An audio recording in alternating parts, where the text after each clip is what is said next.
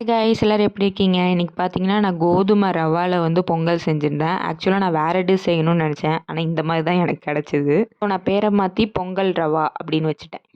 எப்படி செய்வோன்னு பார்க்கலாமா? ஃபர்ஸ்ட்டு பேன்ல வந்து ஒரு 1 டீஸ்பூன் நெய் ஊத்திக்கோங்க. அதுக்கப்புறமா 1 பவுல் ரவா போட்டுக்கோங்க.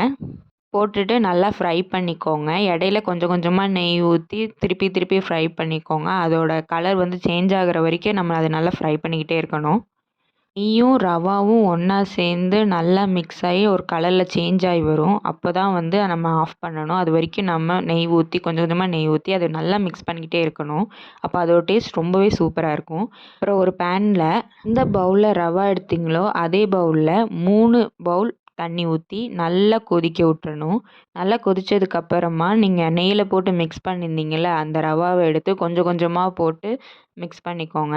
அப்புறம் ஒரு 5 நிமிஷம் மூடி வச்சுக்கோங்க. மூடி வச்சுட்டு ஓப்பன் பண்ணிங்கன்னா தண்ணிலாம் வற்றி இந்த மாதிரி வந்துடும். அது நல்லா அடி பிடிக்காத மாதிரி மிக்ஸ் பண்ணிக்கோங்க. மிக்ஸ் பண்ணதுக்கப்புறமா எந்த பவுலில் நீங்கள் ரவா எடுத்தீங்களோ அதே பவுலில் 1/2 பவுல் சுகரும் போட்டு நல்லா மிக்ஸ் பண்ணிக்கோங்க. மிக்ஸ் பண்ணதுக்கப்புறமா அதே பவுலில் 1/2 பவுல் வெல்லமும் போட்டு அதையும் நல்லா மிக்ஸ் பண்ணிக்கோங்க. அந்த கட்டியெல்லாம் கரைஞ்சு அந்த ரவா கூட மிக்ஸ் ஆகிற வரைக்கும் நல்லா மிக்ஸ் பண்ணிக்கோங்க.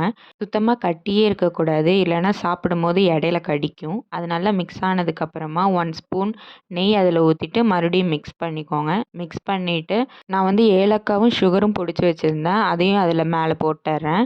போட்டுட்டு அதையும் நல்லா மிக்ஸ் பண்ணிவிட்டு ஒரு 5 மினிட்ஸ் க்ளோஸ் பண்ணி வச்சுருங்க.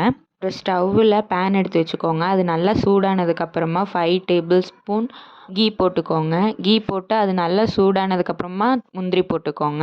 நான் சூடாகிறதுக்கு முன்னாடியே போட்டுட்டேன், அதனால அது கொஞ்சம் வறுக்கிறதுக்கு டைம் ஆயிடுச்சு. அது நல்லா வறுத்ததுக்கப்புறமா திராட்சை போட்டுக்கோங்க. திராட்சை போட்டு அது நல்லா பபுள் மாதிரி பெருசு பெருசாக வந்ததுக்கப்புறமா அதை அப்படியே எடுத்து அந்த ரவாவில் ஊற்றிடுங்க.